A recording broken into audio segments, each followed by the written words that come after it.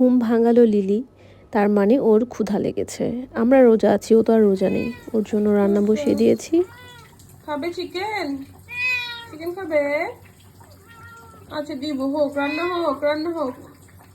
এক চুলায় আলু আর ডিম সিদ্ধ করতে দিয়েছি, এদিকে চিকেন ম্যারিনেট করে রেখেছি আর ডাল ব্লেন্ড করে নিয়েছি।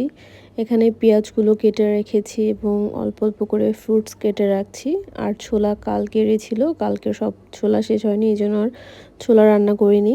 এদিকে লিলি খেলছে। তারপর আস্তে আস্তে আমি আমার সব কাজ শুরু করলাম। এদিকে পেঁয়াজও ভেজে নিয়েছি, এখন চিকেনগুলো ফ্রাই করে নিচ্ছি। আজকের চিকেনগুলো অনেক সুন্দরভাবে ফ্রাই হয়েছে এবং খেতে অনেক মজাদার হয়েছিল। চিকেন ফ্রাইটা হয়ে গেলে আমি তুলে ফেললাম অ্যান্ড এরপরে আমি দিয়ে দিয়েছি আলুর চপ। আলুর চপ আমার হাজব্যান্ডের অনেক পছন্দ, সো আলুর চপগুলো দিয়ে দিয়েছি এখানে।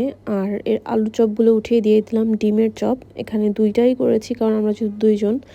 ডিমের চপ হয়ে গেলে দেন এখানে বেগুনি করে নিচ্ছি। তো মোটামুটি আমার ইফতার সব রেডি। আর এখন চিড়া দিয়ে ফ্রুটসগুলো সব ভালোভাবে মিক্স করে নিয়েছি। এই যে এটার লুকটা এরকম ছিল, খেতে অনেক মজাদার ছিল এটাও। আর এ তো আমাদের ইফতারের সময় হয়ে গিয়েছে, ইফতার করছি। আর ইফতার বানানোর পাশাপাশি আমি রাতের রান্নাও সেরে ফেলেছি। রমজান মাসে এটাই হচ্ছে একটা বেনিফিট যে ইফতারের সাথে সাথে রাতের রান্নাও হয়ে যায়, পরে আর কোনো কাজ থাকে না। মানে এই 2-3 ঘন্টায় সব কাজ শেষ। এই ছিল আমাদের রমজানের 8ম দিন।